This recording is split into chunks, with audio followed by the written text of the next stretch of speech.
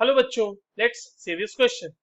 2 gram sample containing Na2CO3 and NaHCO3 loses 0.248 gram when heated to 300 degrees Celsius. The temperature at which NaHCO3 decomposes to Na2CO3, CO2 and H2O. What is the percentage of Na2CO3 in mixture? चलिए इस question को solve करते हैं बच्चों। सबसे पहले तो ये देखते हैं कि इस क्वेश्चन को सॉल्व करने के लिए हमारे पास कौन से की कॉन्सेप्ट की जानकारी होनी चाहिए। देखो ये सवाल जो है यहाँ पर आपको बेसिकली दो चीजें पता होनी चाहिए, एक तो स्टोइशियोमेट्री और उसके बाद स्टोइशियोमेट्री से फाइनली हम लोग पहुंचेंगे परसेंटेज कॉम्पोजिशन पे। तो परसेंटेज कॉम्पोजिशन भी निकालना आना चाहिए। देखिए आपके पास कहा गया है कि NaHCO3 को हीट, मतलब एक सैंपल है जहां पे Na2CO3 और NaHCO3 है और उसको हीट किया गया 300 डिग्री सेल्सियस पे, जहां पर NaHCO3 डिकम्पोज कर जा रहा है। तो NaHCO3 बच्चों डिकम्पोज कैसे करेगा? NaHCO3 डिकम्पोज करता है 2 NaHCO3 gives Na2CO3 plus CO2 plus H2O, और इसी की वजह से लॉस ऑफ आपको वेट देखने को मिल रहा है, या जो भी लॉस आपको देखने को मिल रहा है।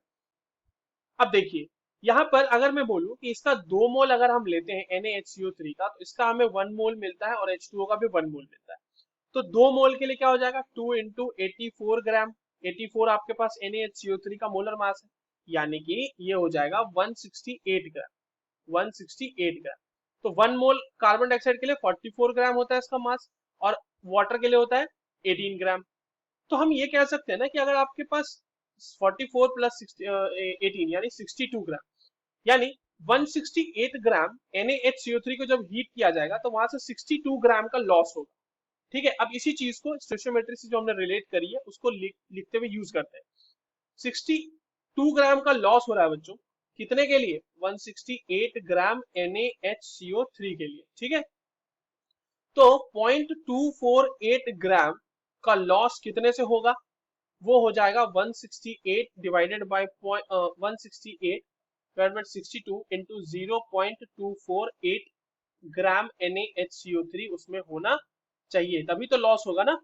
और ये वैल्यू कितनी आ जाती है बच्चों? ये आ जाती है 0.672 ग्राम NaHCO3।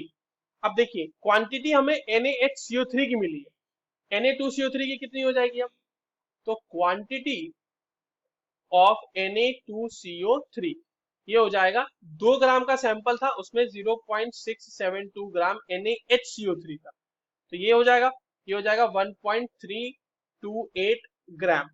तो परसेंटेज ऑफ Na2CO3 क्या मिलेगा? Na2CO3 मिलेगा 1.328 डिवाइडेड बाय 2 इंटू 100, मतलब Na2CO3 का मास डिवाइडेड बाय पूरे सैंपल का मास, उसको 100 से मल्टीप्लाई कर देंगे तो ये हो जाएगा 66.4%। इतना ही आपके पास Na2CO3 प्रेजेंट होगा। So the correct answer for this question is 66.4%. I hope you understood this well. All the very best.